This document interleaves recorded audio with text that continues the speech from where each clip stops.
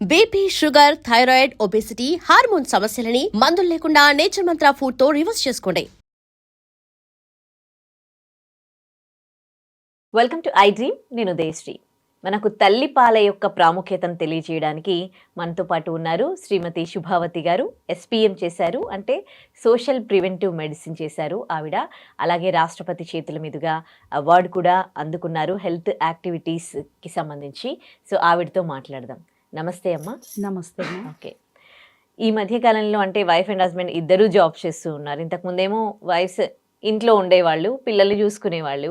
కాకపోతే ఇప్పుడు కనీసం వాళ్ళకు ఒక 3 months కూడా లేబర్ లీవ్స్ అవి దొరకడం చాలా కష్టం.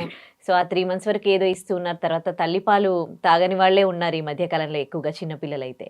అసలు తల్లిపాలు తాగిన వాళ్ళలో తాగని వాళ్ళలో ఎలాంటి డిఫరెన్సెస్ ఉంటాయండి? తప్పకుండా అమ్మా, మంచి ప్రశ్న అడిగారు. రోజుల్లో మీరు అన్నట్లు ఇద్దరు జాబ్స్కి వెళ్ళటం, ఈ పాప కూడా ఎక్కువ కాన్సన్ట్రేషన్ ఆ వర్క్ మీద ఉండటం, పాల యొక్క ఉత్పత్తి తగ్గిపోవటం, పిల్లలకు పూత పాలు ఇవ్వటం, ఇలా జరుగుతూ ఉంది. యాక్చువల్గా తల్లి పాల యొక్క లాభాలను కనుక గ్రహించినట్లయితే వాళ్ళ బిడ్డలకి పాలు ఇవ్వాలనే ఒక సంతృప్తికరమైన ఆలోచన ఆ తల్లికి వస్తుంది. వీళ్ళలో కొన్ని అండర్స్టాండింగ్స్ కూడా ఉన్నాయి.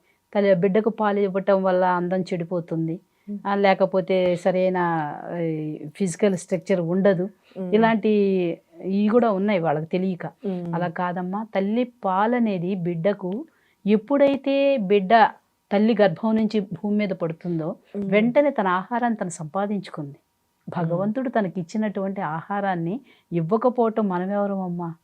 ఎప్పుడైతే బయటకు వచ్చిందో ఆ తల్లిలో నుంచి మిల్క్ సెక్రియేషన్స్, ఆ బ్రెస్ట్ నుంచి పాల ఉత్పత్తి జరిగిపోతూ ఉంటుంది.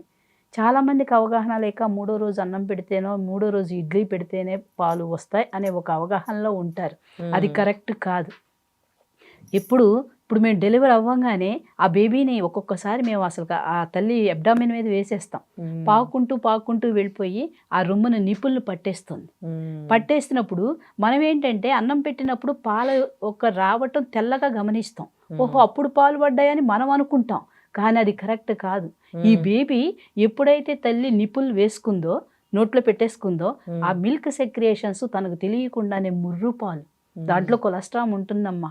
ఎటువంటి ఆహారం అంటే అసలు అది ఎవ్వరు కూడా ఏవి చేయటానికి ఆస్కారం ఉండదు. అటువంటి ఇమ్యూనిటీ పవర్ని ఆ పాలు పెంచుతాయి ఆ బేబీలు. కంపల్సరీ ఆ నురుగుగా తెల్లగా రాదది, నీళ్ళగా నురుగ్గా వస్తుంది ఫస్ట్ పాలు. అవి వాళ్ళకి లేవేమో, వాళ్ళకి సరిపోవేమో అని మనం పూతపాలు పట్టడం, లేకపోతే బాటిల్ ఏదైనా చిన్న డిస్టిల్ వాటర్ పట్టడం అలా చేస్తూ ఉంటారు వీళ్ళకి అవగాహన లేక. అలా కాదు, తల్లిపాలే బిడ్డకు సరిపోతాయి. ఒక్కొక్కసారి డెలివరీ అవ్వగానే ప్లెజెంటా గనక పడకపోతే 45 minutes వెయిట్ చేస్తారు డాక్టర్స్. అలా గనక పడకపోతే ఈ బిడ్డ గనక వెళ్ళి నిప్పులు గనక పట్టుకున్నట్టయితే ఆ లోపల యూట్రస్లో నుంచి ప్లెజెంటా రిమూవ్ అయిపోతుంది. మంచి బెనిఫిట్ అనమాట.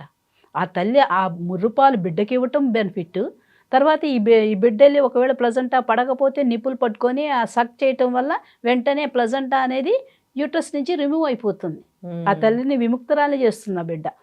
మరి అంతేకాకుండా తల్లిపాలు సహజ సిద్ధమైనటువంటి మంచి పౌష్టికాహారం బిడ్డకు, natural food for the baby. సహజంగా వచ్చేసింది భూమి మీద పడంగానే తన ఆహారం తను సంపాదించుకొని వచ్చింది. మనమెవరూ లేవు నా దగ్గర ఇవ్వవు అంటానికి అది ఆస్కారం లేదు అసలు. కాబట్టి సహజ సిద్ధమైనటువంటి మంచి పౌష్టికాహారం. కొంతమందికి రావు కదండి పాలు. వస్తాయమ్మా, వస్తాయి, సక్ చేయించాలి. వీళ్ళు ఇక్కడ రావు అనే సమస్య ఎక్కడి నుంచి వస్తుందంటే ముందు కొంచెం నిపులు వాళ్ళు ప్రెగ్నెంట్ దగ్గర నుంచి వాళ్ళని సాధన చేయించాలి. డెలివరీ అవ్వగానే వెంటనే నిప్పులు పెడితే నిప్పులు ఆ హోల్లో కొంచెం మట్టి పెరిగిపోయి అక్కడ బ్లాక్ అయిపోయి అక్కడి నుంచి పాలు రావు. ఈ అమ్మాయి ప్రెగ్నెంట్ ఫుల్ టర్మ్ అవుతున్న దగ్గర నుంచి ఈ అమ్మాయిని మోటివేషన్ చేయాలి. అమ్మ రేపు నేను బిడ్డ పుట్టగానే వెంటనే పాలు ఇవ్వాలని మోటివేషన్ చేస్తే తను స్నానం చేస్తున్నప్పుడు కానీ ఆ నిప్పుల్ని ఇచ్చేస్తూ ఉంటుంది. కాస్త క్లీన్ చేసేసుకొని ఇలా సాగదీస్తూ ఉంటే ఆ నిప్పులు ఈజీగా బేబీ నోట్లోకి వెళ్ళడానికి ఆస్కారం ఉంటుంది. ఎక్కడ అడ్డం లేకుండా ఆ పాలు వచ్చినప్పుడు ఆ పాలు బేబీకి లోపలికి వెళ్ళిపోతాయి. ఆ మట్టి పేరుకుపోయి అది అట్లాగే ఉండి ఆ పాలు రాక ఆ తల్లి బాధపడుతుంది, పిల్ల సక్ చేయలేకపోతుంది. అలాంటప్పుడు వీళ్ళు ఏదో ఒక పీకో ఏదో అలవాటు చేయడానికి రెడీగా ఉంటారు. కాబట్టి మంచి పౌష్టికాహారం, తల్లి పాలల్లో ఇమ్యూనిటీ, వ్యాధి నిరోధక శక్తి దాగి ఉంది ఆ కొలెస్ట్రాల్ ఉండటం వల్ల. కంపల్సరీ తాగించాలి. అంతేకాకుండా ఎటువంటి వ్యాధులు రాకుండా బిడ్డను కాపాడుతూ ఉంటాయి. ఒక 6 మంత్స్ ఇవ్వాలంటారు కొంతమంది ఏమో. కంపల్సరీ నాన్న, 6 మంత్స్ కంపల్సరీ 6 మంత్స్ ఇవ్వాలి. అంతేకాకుండా తల్లి పాలు బిడ్డకు 24 అవర్స్ లభ్యమవుతాయి. ఇప్పుడు గేదె ఉందనుకోండి, ఉదయం తీస్తాం, సాయంత్రం తీస్తాం, మధ్యలో కూర్చుంటే ఎగి తంతుంది. కానీ తల్లి అలా కాదు. ఎప్పుడైతే బిడ్డ ఏడుస్తుంది రిక్వైర్మెంట్, వెంటనే పాలు ఇవ్వటానికి రెడీ అవుతుంది. It is always clear and sterile. క్లీన్గా ఉంటాయి, స్టెరైల్గా ఉంటాయి. వాటిని బాయిల్ చేయక్కర్లేదు, శుభ్రపరచక్కర్లేదు. బిడ్డ ఏడవగానే తల్లి పాలు రొమ్ము కల్పించుకొని పాలు ఇవ్వచ్చు. It is available 24. It does not cost anything. మార్కెట్లో కొనవలసిన అవసరం లేదు తల్లిపాలు. తర్వాత it help the parents to space the children. ఆ తల్లి తన బిడ్డకు పాలు ఇస్తున్నంత వరకు మరలా గర్భధారణ జరగదు నాన్న. చూడండి ఎన్ని లాభాలు ఉన్నాయో. ఇప్పుడు మీరు అనుకోవచ్చు, అదేంటి చంకలో ఒక బిడ్డ ఉంటుంది, పొట్టలో ఒక బిడ్డ ఉంటుంది, నడిపించుకుంటూ ఒక బిడ్డ పోతుంది, మరి వాళ్ళకి ఎట్లా ఇదవుతారు అని అనుకుంటారు మీరు. అంటే ఏంటంటే ఆ తల్లి తన బిడ్డకు స్వచ్ఛంగా పాలు ఇవ్వాలి. 2 రొమ్ముల్లో నుంచి పాలు ఇస్తున్నంత వరకు మళ్ళీ గర్భధారణ జరగదు. అంతేకాదు నాకు కొంచెం వస్తున్నాయి, ఒకవైపు వస్తున్నాయి, కొంచెం వస్తున్నాయి, పోత పాలు ఇస్తున్నాం, ఆ పాలు ఇస్తున్నాం, గేదె పాలు ఇస్తున్నాం, డబ్బా పాలు ఇస్తున్నాం అని ఎప్పుడైతే దాన్ని అవాయిడ్ చేసుకుంటూ వచ్చారో ఈ అమ్మాయికి హార్మోన్స్ మళ్ళీ డెవలప్ అవుతుంది, సెక్సువల్ దీని మీద కోరిక కలుగుతుంది, భర్తతో సంసారం చేస్తుంది, మళ్ళీ ప్రెగ్నెంట్ రావడానికి అవకాశం ఉంటుంది. పాల ఉత్పత్తి తగ్గకూడదు. ఫుల్గా పాల ఉత్పత్తి కనుక ఉంటే బేబీకి ఫుల్గా నువ్వు పాలు ఇస్తుంటే ప్రెగ్నెంట్ రాదు. ఆ హార్మోన్స్ డెవలప్మెంట్ అనేది కొంత వెనక్కి వెళ్ళిపోతాయి. కాబట్టి అలా పూర్తిగా ఇస్తూ ఉండాలి. తర్వాత ఏంటంటే తల్లి తన బిడ్డకు పాలిస్తున్నంత వరకు కూడా ఇద్దరి మధ్య గట్టి బాండింగ్ ఏర్పడుతుంది. చూడండి, ఏ తల్లి అయినా కూడా పాలు ఇస్తున్నప్పుడు తన ప్రేమతో అక్కుని చేర్చుకొని నిమురుతూ ఇస్తుంది.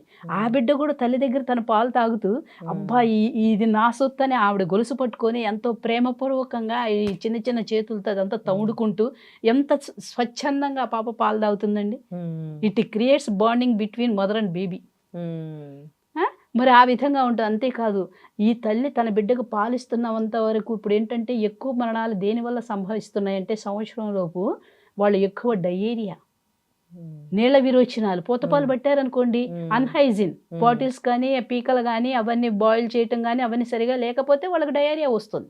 మరి ఇటువంటి అన్హైజిన్ వల్ల ఇంకేం వస్తుంది? Acute respiratory infections. అంటే ఏంటంటే శ్వాసకోశ దీర్ఘకాల శ్వాసకోశ వ్యాధులు వచ్చినాయి. అంటే ఎక్కువ మంది సంవత్సరంలోపు పిల్లలు చనిపోతున్నారంటే అధికంగా ఈ రెండిటి వల్లే. ఈ 2 రాకుండా ఆ ఇన్ఫెంట్ డెత్ జరగకుండా ఉండాలంటే తన తల్లి తన బిడ్డకు పాలు ఇవ్వాలి.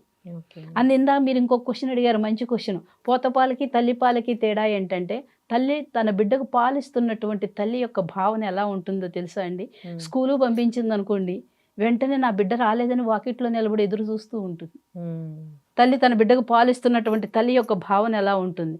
అదే పోతపాలు బిడ్డ అనుకోండి, వెళ్ళి హాస్టల్లో చేరుస్తారు, సెలవులకు ఇంటికి వస్తాడు, 2 రోజులు మురిపంగా ఉంటుంది, 3వ రోజు అబ్బా ఈడు ఎప్పుడు వెళ్తాడు, ఈడు గోలు భరించలేకుండా ఉన్నానంట. అంత వ్యత్యాసం ఉంటుంది.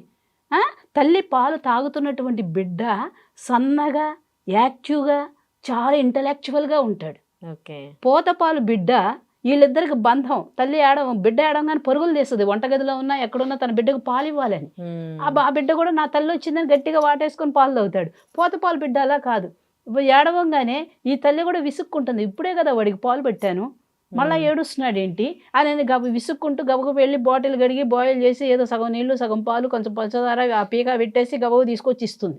ఆ పీకలోంచి సరిగ్గా వెళ్ళకపోతే ఆ పీకలో సన్నటి రంధ్రం ఉంటే దాన్ని పిన్నిసి పెట్టి ఇంకా కాస్త పెద్ద బెజ్జం చేసి దాంట్లో వాడు నోట్లో పెట్టేసి తన పనికి తను వెళ్ళిపోతుంది. ఆ బేబీ కూడా అయ్యో నాకు పాలు తెచ్చింది నా తల్లే అని తల్లి మీద ఉండదు ప్రేమ. ఆ పీక ఎడు తిరుగుతుంది, బాటిల్ ఎడు తిరుగుతుంది, వాడి వైపే వాడి దృష్టి ఉంటుంది. ఆ తల్లి అట్ల పని నెరవేర్చుకొని వంటగదిలోకి వెళ్ళింది. ఈ బిడ్డ తన బాటిల్ నోట్లో పడంగానే ఔరవారం అంటూ తాగుతున్నాడు. ఇంకా కొంచెం సేపటికల్లా యూరిన్ పోసేసాడు. ఎందుకంటే బాటిల్ ఫీడింగ్ కదా, వాటర్ కలుపుతారు కదా. తల్లి పాలకైతే అలా పోయాడు. అలా పోసేస్తే ఇంకా వాడు ఇంకా ఏంటి ఇలా జరుగుతుందని మళ్ళా ఈ తల్లి భావన అనమాట. అట్లా ఉంటుంది పోతపాలకి ఈ పిల్లోడికి కూడా. కాబట్టి 1 year 1-2 years వరకు కూడా ఇస్తారు, ఇవ్వాలి. అది వాళ్ళ డిమాండ్. వాళ్ళ డిమాండ్ ఏంటంటే 2 years వరకు బిడ్డకు తల్లి పాలిస్తుంటే తల్లి పాలు కంపల్సరీ ఇవ్వాలి. కాబట్టి అక్కడ దాకా ఇవ్వాలి. ఇక్కడ తల్లికి లాభం ఏంటి? బిడ్డకు పాలు ఇవ్వటం వల్ల బ్రెస్ట్ క్యాన్సర్ రాదమ్మా. తర్వాత యూట్రస్ క్యాన్సర్ రాదు. చాలా మందికి ఐడియా ఏంటంటే తల్లి తన బిడ్డకు పాలు ఇవ్వకపోవటం వల్ల ఒక బ్రెస్ట్ క్యాన్సరే రాదు అనుకుంటారు, కానీ యూట్రస్ క్యాన్సర్ కూడా రాదు. ఓకే, అది రీజన్. ఎందుకంటే బ్రెస్ట్ క్యాన్సర్ ఎందుకు రాదంటే ఆ మిల్క్ సెక్రేషన్స్ ఊరుతూ ఉంటాయి, ఎప్పటికప్పుడు ఆ మిల్క్ అనేది తల్లికి బిడ్డకి ఇచ్చేస్తూ ఉంటుంది తల్లి. ఆ మిల్క్ సెక్రేషన్స్ లోపల ఆ వెయిన్స్ లో స్టాక్ అయ్యి స్టోరేజ్ అయిపోయి సూక్ష్మజీవులు తయారయ్యి ఆ క్యాన్సర్ తయారు చేయడానికి అవి దోహదపడతాయి. ఎప్పుడు నిత్యం బిడ్డకు పాలిస్తున్నారు అనుకోండి, ఇక్కడ ఆ క్లాట్స్ ఉండవు, ఆ క్యాన్సర్ సంబంధించిన కణాలను ఉత్పత్తి చేయడానికి అవకాశం ఉండదు.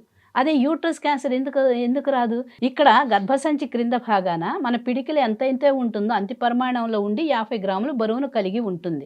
అది గర్భధారణ సమయంలో 1 kg సాగుతుంది.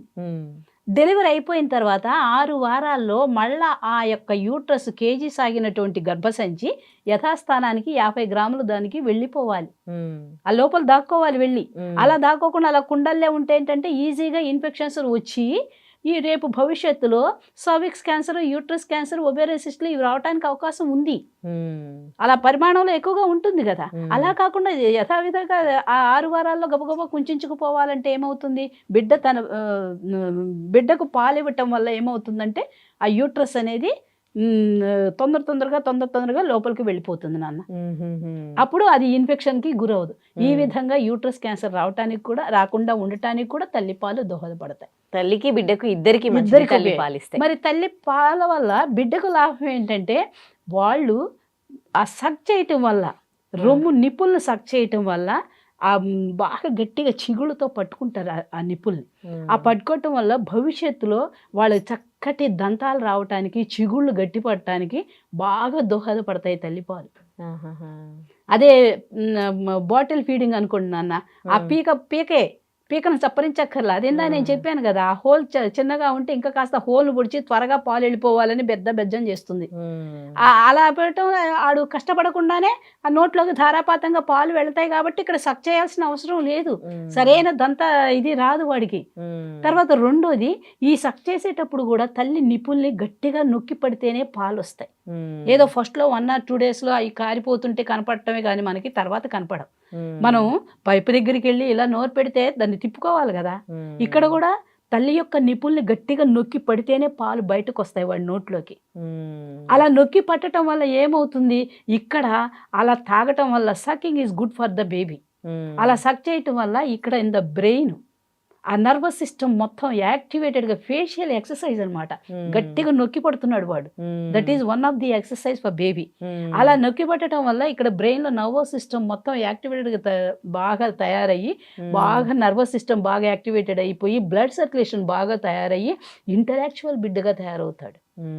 బాటిల్ ఫీడింగ్ తాగిన బేబీ ఏమైనా బొతబొతలాడుతూ అమూల్ స్ప్రే బేబీ లాగా ఎంతలా ఉంటాడు, కానీ వాడు ఎక్కడేసిన గొంగళి అక్కడే. కాబట్టి ఎప్పుడు తల్లిపాలు ఆ విధంగా బిడ్డకు 2 రకాలుగా చిగుళ్ళు గట్టి పడతాయి, మంచి తెలివిగల ఇంటలెక్చువల్ గల బేబీగా పుడతాడు, తయారవుతాడు వాడు. మరి తల్లికి ఏమైనా బ్రెస్ట్ క్యాన్సర్ రాదు, రొమ్ము క్యాన్సర్ రాదు, ఇవన్నీ ఉంటాయి నాన్న. థ్యాంక్ యూ సో మచ్ అమ్మా, తల్లిపాల ప్రాముఖ్యత తెలియజేశారు. Thank you.